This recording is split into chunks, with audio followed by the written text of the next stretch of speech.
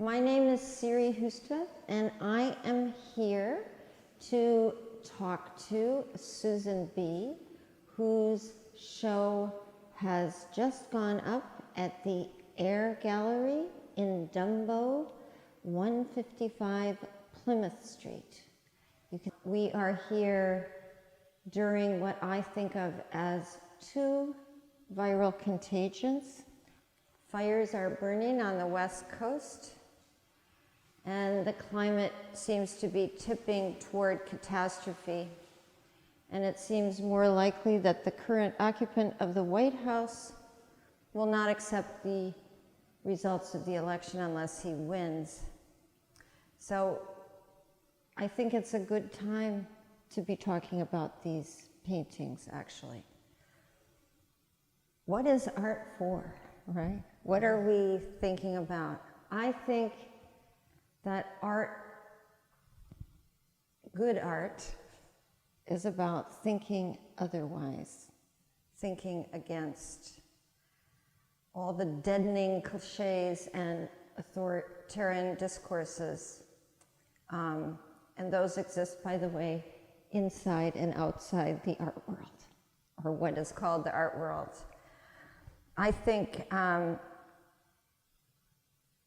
I have a few themes to ask you about, and they fall into these rubrics: your visual vocabulary, the source images, the really interesting use of narrative or partial narrative or pieces of stories, feminism, and my last one is Einfühlung, or empathy, and how that operates in your work. So the first thing is, when I say to you, when I talk about visual vocabulary, I'm thinking about returning signs. Things like eyes, arrows, the paintbrush here, cone shapes, circles. How do you think about those elements when you're building a canvas or?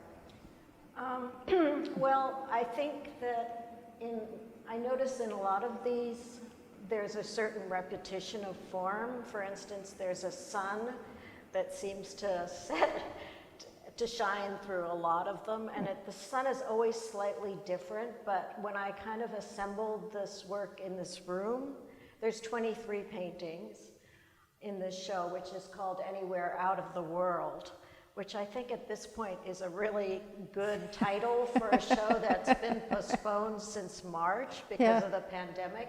So 7 months later, the title still makes sense to me, because I feel like I really wanted these paintings to be, create their own worldview in a way. So all the elements that I tend to work with, the cones, the triangles, the ladders, the arrows, the sailboats, there's certain things that keep recurring. And I feel like it's just part of my visual vocabulary, as you sort of stated, that I really want to have a way of coping with the visual world and the world per se through these paintings. And it's a way of interpreting the world, and also interpreting certain themes that have been, staying in my memory at this point. So some of it's about memory in a way, because I think back to, like in the Orpheus painting that's behind us, I'm painting it in a studio in Brooklyn, but I'm also thinking about the seashore and about the mountains and about lyricism and memory. And so the paintings have a certain slightly mystical, slightly romantic feeling. They do. Which is actually my feeling, I think, because I like a painting that speaks to a person in an emotional way, but not clobbering them over the head with emotion, really. It's, my mother was a painter, and she was very much influenced by the German expressionists, and everything was about angst. Yes. And I have a lot of angst too, I feel like I channel my angst in a slightly more lyrical direction.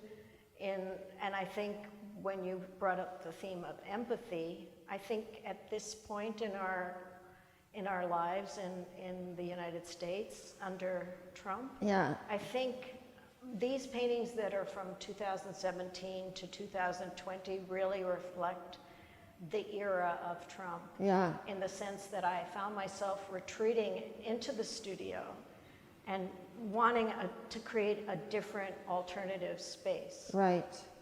And I think, what you said about lyricism interests me too, because the repetition of a lot of the shapes, the forms, suggest a kind of poetic logic that's stealing from Vico.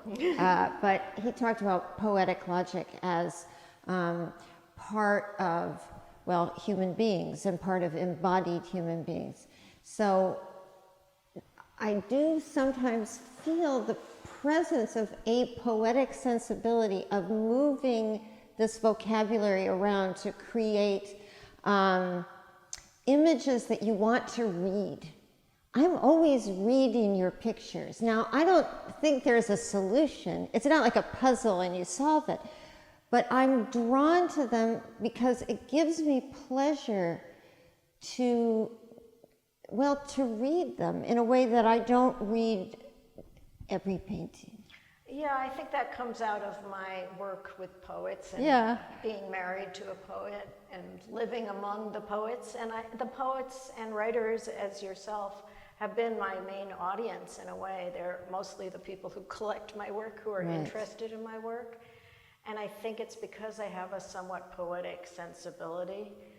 And also because I do a lot of books with poets and work. I'm used to kind of thinking in terms of poetic logic, if there is such a thing as poetic logic. I love that term, by the way. And I think that makes my work somewhat different from a lot of my peers. Yes. Because mostly they're not coming out so much out of literature. And for me, literature and art have always gone hand in hand. So I tend to also, even when I'm looking for a title, like the painting Late Echo. Yeah, it's from Ashbury. Ashbury, because it was around the time that he was very sick and dying, and it's Late Echo is thinking of his late work, and in a way, this is sort of late work for me too, not as late as his, but I've painted hundreds of paintings at this point, so this is kind of, not an end point, but it's a place that I hadn't quite been before in the work. Well, we can say to each other that we are now mature artists. We've reached that point. I feel pretty mature, and I also think that I'm ready to do what I want, and I don't appreciate that much being told by others that you should stay off a certain topic or that you should treat, color in a certain way, or even texture. If I want to put feathers into a painting, I put feathers into a painting. Like, there's nobody who's going to tell me you can't do that. And at this point, nobody's going to tell me you can't show it either. Right. Of course, there are plenty of occasions where you can't show certain work, but I feel like this show is actually work that is important to me at this point in my life. Yeah. And even though it was mostly painted before the pandemic, pretty much all of it before March, strangely, it almost seems to relate to the idea of a virus. Yeah. And actually, some of the, motion, obviously paintings are still, but the indication of motion and traveling and movement seems to me to be quite viral. I mean, I'm looking at Witch's Brew right there, and I think, it's they're topical in their own way, these paintings. Yes, exactly. I mean, probably the most topical painting in the show is the Votes for Women, because it was painted in homage to 100 years of women's suffrage.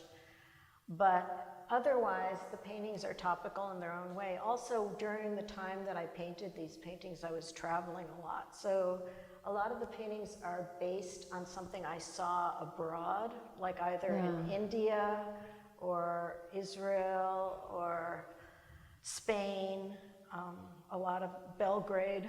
I was everywhere. Amsterdam. Almost every painting has something to do with a place. Berlin, which is very important in my own biography. Yeah. So I feel like I was traveling. It's really interesting that you make that assumption, because in a way they're a lot about traveling. And then also in paintings where I substitute myself for people like Enzor. Yes. Which is very, it seems like a lot of chutzpah to make yourself take the place of James Enzor, who's somebody I admire so much. But I felt like his demons and my demons had overlapped in a lot of ways. They really do. I actually studied the Enzor lithograph, I think. Yeah. And what is fascinating is that despite the tremendous color differences, especially that demon, as I sit here on the left, really has a deep Enzor feeling. And yet, the emotional impact of his demons and yours are very different. It's as if this heroic painter figure or artist figure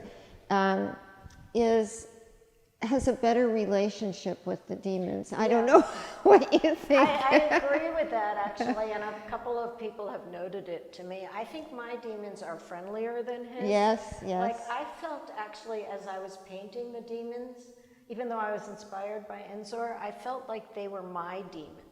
Right. Like, in other words, I felt sort of they were like sort of friendly figures. That's right. Which it seems like not what he was thinking.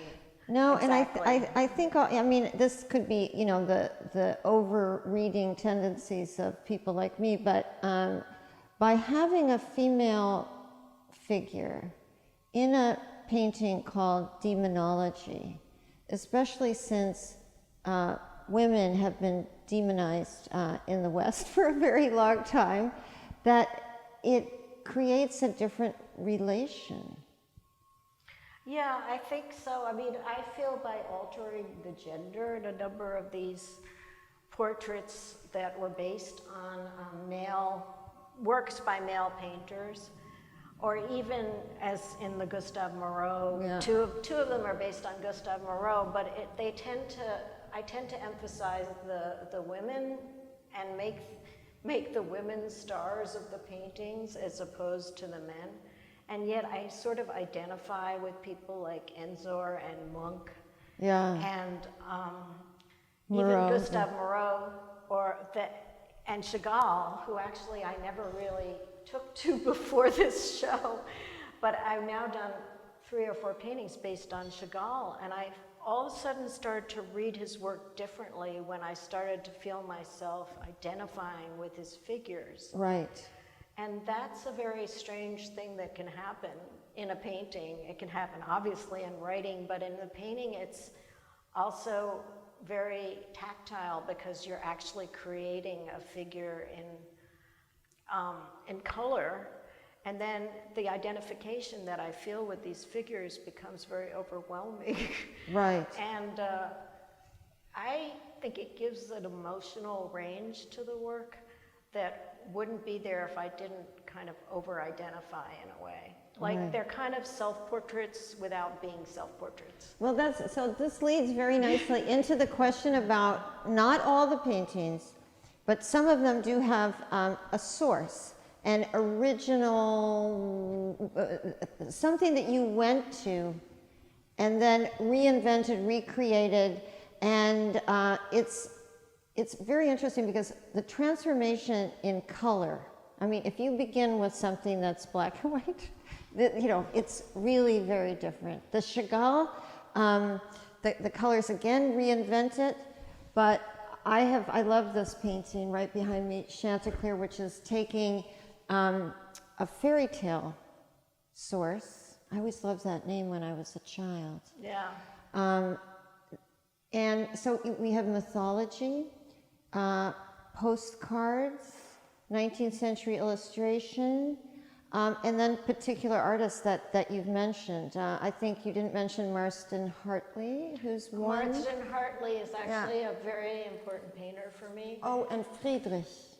And who? Friedrich. Caspar David Friedrich. It's my Norwegian thing. Caspar David Friedrich for Yeah. sure, and Marston Hartley. And of course, there's a question of why a woman painter is so identified with male artists. Well, which, you ask the question, you can answer it.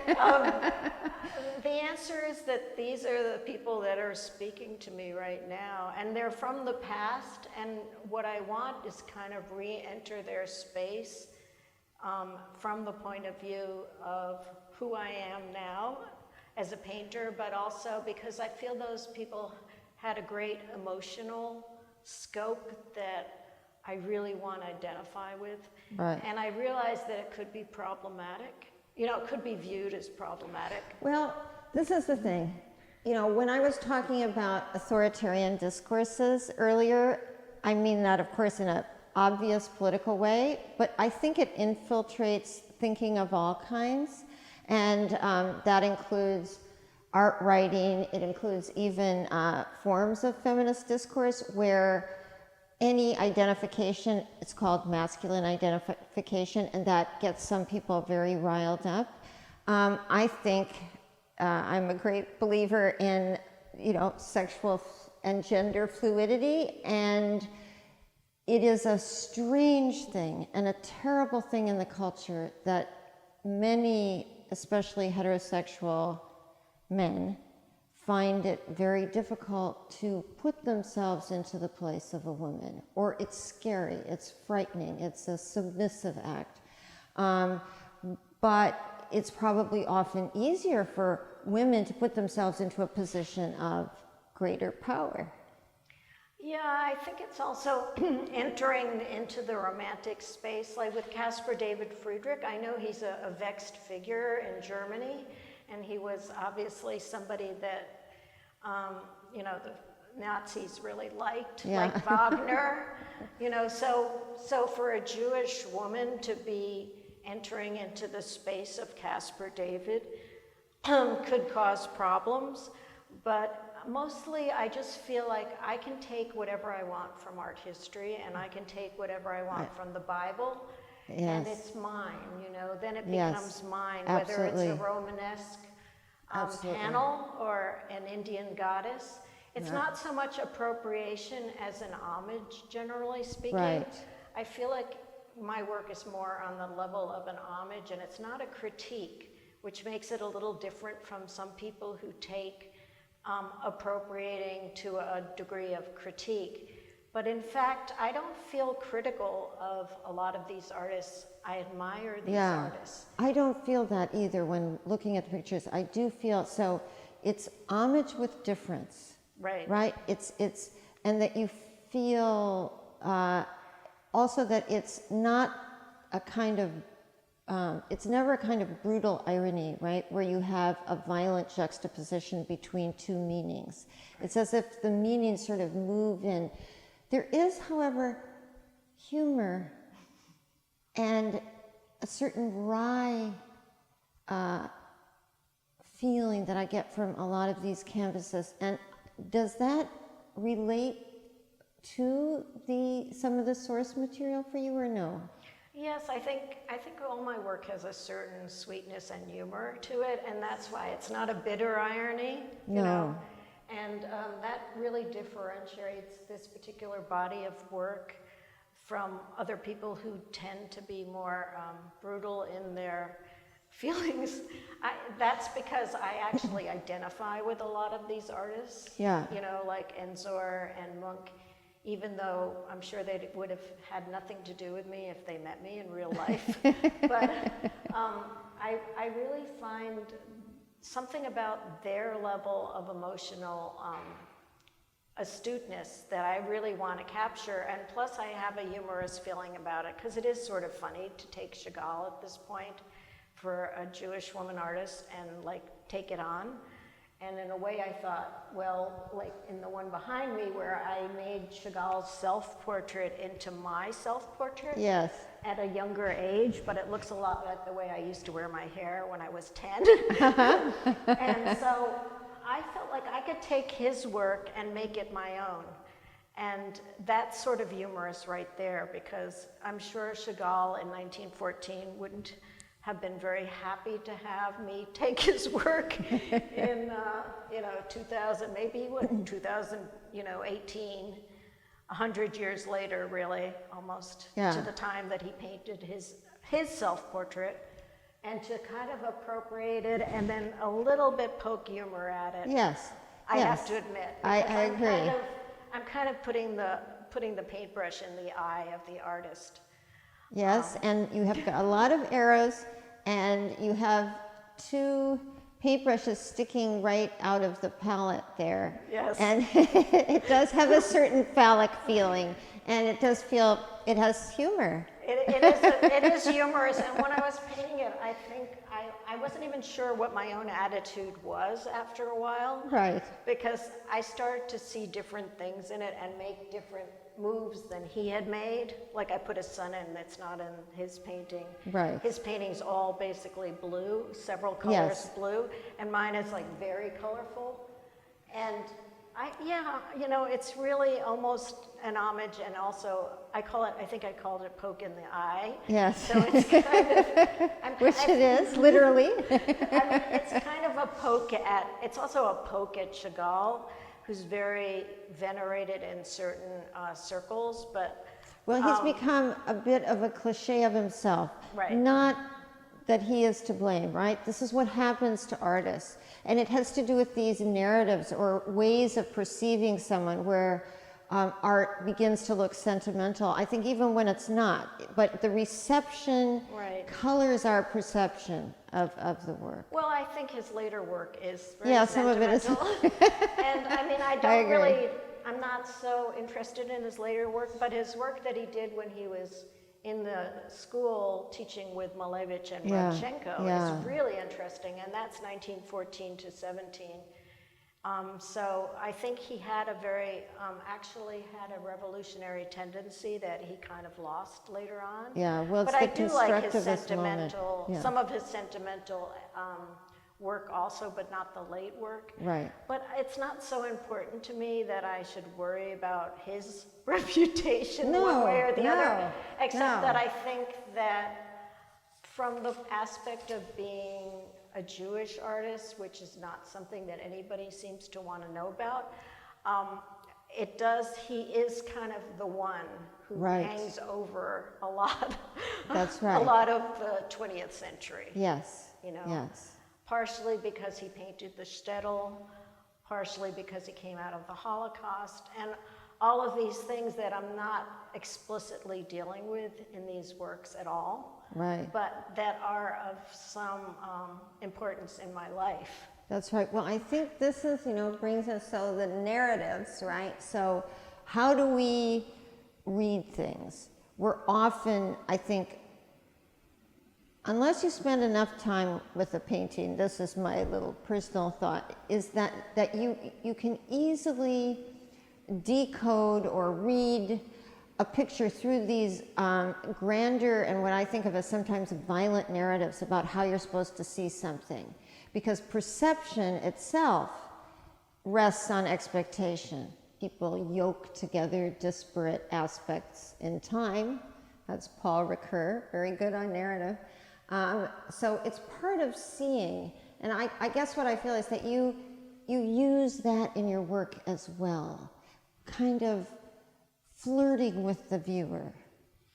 That's a good way to put it, actually. I love that. I think it's true that I'm kind of trying to tickle the viewer a little bit. Yeah. I used to tickle my sister a lot, and I think that I actually want to provoke them to kind of think, well, where is that narrative coming from, and what is the source, or why is this appealing to me, or, Yeah. because I find people going up to the painting and saying, well, so what are those, little, triangles in the water? Are they shark fins? Are they waves? Or what are they? Because there's some odd elements. For instance, in the Munch, of the Rook and Figure, the two lonely ones, it's called, which is based on a woodcut of Munch. There are these unexplained blobs that have come out of the background, and people have asked me, because now the show has been up for a few days, what are those? What are they? And I say, well, they're just abstract shapes that kind of mark the space, but they're also interfering with the narrative. Yes. And they're kind of poking at the viewer, I think. I agree. And they add something that wasn't there in the Munch. It's not in the Munch. No. And it's also a form of separation. It's taking the theme one step further in a way. Right. It's sort of, I love his figures, and often I feel like they need a different space, like they should be in another space. So I'm giving them another space. In a number of these pictures, I'm taking his figures, and in a way it's sort of like a collage. I'm taking his figures and I'm putting them in my own space. Right. So it's taking over his figures, but also in a way it's sort of funny. Yes. You could think it's funny. And I think, there is a feminist movement here as well. Yes, I think so, because I feel like taking over these figures from these male artists, especially since a lot of them are women that are being portrayed by the men, but taking them myself, and they become more self-portraits of me because I identify with his female figures. So there's definitely a feminist element to it in the appropriation of a male painter's, figures, because I identify more with the women in his figures as myself. Right. So that becomes kind of complicated emotionally, but it also brings me inside the picture, I think. It's an object-subject thing, and I think they blur, right? Yeah. So that, these, object-subject, when you talk about painting, is kind of strange, but I mean, a subject-object relationship in philosophical terms, and for me, this is always really complicated, right? Because where do you make those boundaries? And I think about your work as exploring between spaces a lot for the viewer, right? Yeah. I think that's true also when I read your fiction, and lots of times when I can kind of identify a Siri person in the fiction. Yes, there are some Siri people walking around in there. Well, so it's very similar to that feeling that I get when I read your books, that the Siri person is in there, and I'm in here also, at different ages and at different stages and in different guises, almost. Like it's almost like I'm in disguise in a lot of places. Yeah, I often think of that, that being a novelist is a little bit like having multiple personality disorder. I mean, that you inhabit multiple characters, and some of them are closer or more distant from you, but nevertheless, they're emerging from this plural reality that is the self. I mean, I don't think people are singular. But I think in your fiction, then we have that sense of you are sort of permeating all the characters. You're part of every character, and I feel like even when I do a still life, which has no figures in it, I'm still somehow in the painting as the viewer even of the still life, or as setting up the space for the still life. So it's very similar in that sense to, and it's true in abstract art too. I mean, if you see a Rothko, he's in it, Yes. See, he's there. Yeah. And it's also about presence and absence, I think, so that, because a lot of the paintings, once they go to another house or to a collection, they're no longer with me, and they're with this other person who is, as in your fiction and as in books, they have another life after Yes, they leave me. that's right. And so I have to kind of think, oh, these things are going to leave me, hopefully, and will take on another dimension when the viewer is a different viewer from me. Yes, absolutely. I mean, so that relationship, I think, is art is Exactly. only animated by the viewer or the reader or the listener. And so, you know, my last thing is this idea of Einfühlung, which was Robert Vischer, who wrote about aesthetics, and he had this idea. It came from visual art, not from other kinds of art, that when someone looks at a picture, they feel their way in. And that was then elaborated on by someone named Lips, Theodore Lips, and later by someone who I particularly like, who Vernon Lee. Do you know her? Vernon Lee's real name, she was a writer, but she wrote about feeling and empathy in art and how one experiences movement, for example, I'm looking at some of these canvases, you know, viscerally, if you will, and that is a very important part of looking at art. And emotion, which, you know, in formalism kind of died out, and I still think that there's a lot of hostility to what is often the most important aspect of experiencing visual art, which is what you feel when you look at it. Yeah, I mean, I certainly identify with all of those issues, or the way you put it. I mean, certainly empathy, I think, is really important in my work, and that maybe distinguishes it from some of the work of my peers or people who are also painting at the same time. I mean, I have friends who paint in a similar manner, but I tend to feel that my entrance into the painting and my feeling about the characters in the painting, or the relationship like between the centaur and the poet, or the rooster and the, in other words, there's usually more than one person in my paintings. Yes. Or if it's one person in tandem with a landscape. And the rendering of the bodies is very different for me in terms of feeling than the original Moreau. Right. And, yeah.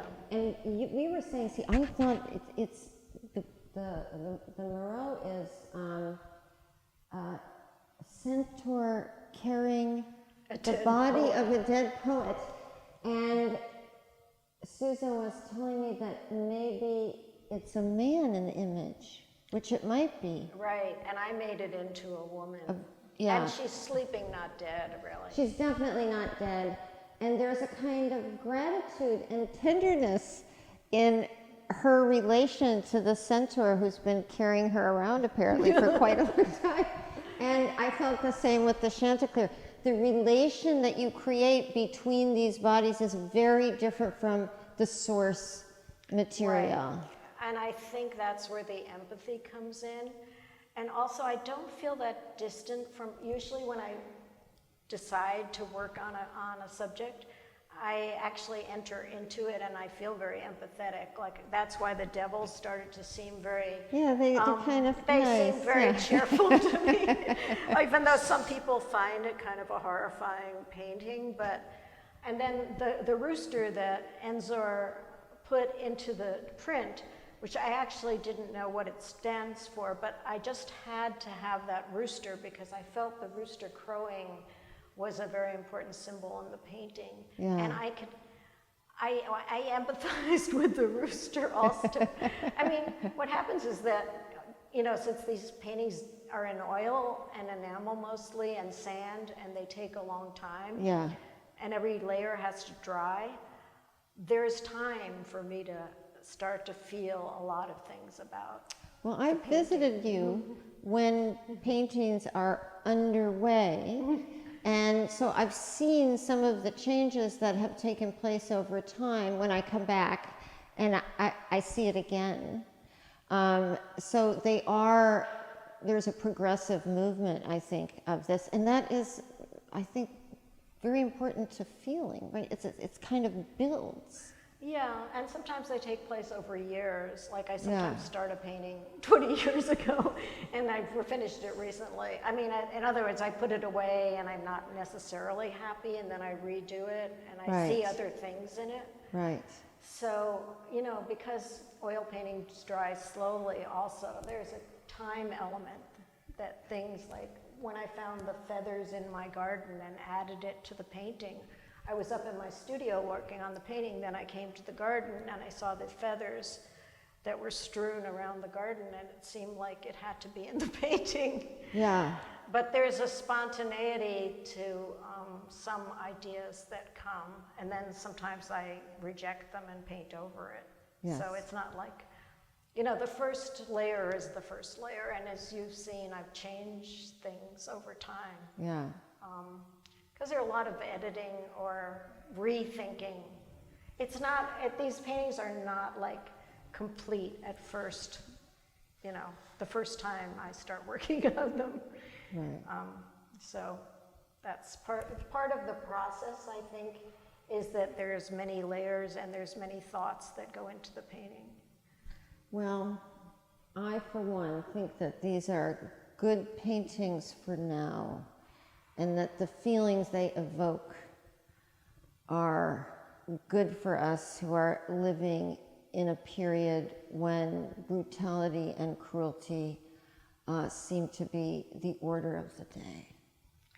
Well, I thank you for thinking that. I do think it. Thank you so much for talking with me today. Oh, it was really a pleasure. Thanks a lot. The show will be up through October 11th at AIR, and you can also see a lot of the images on the gallery website.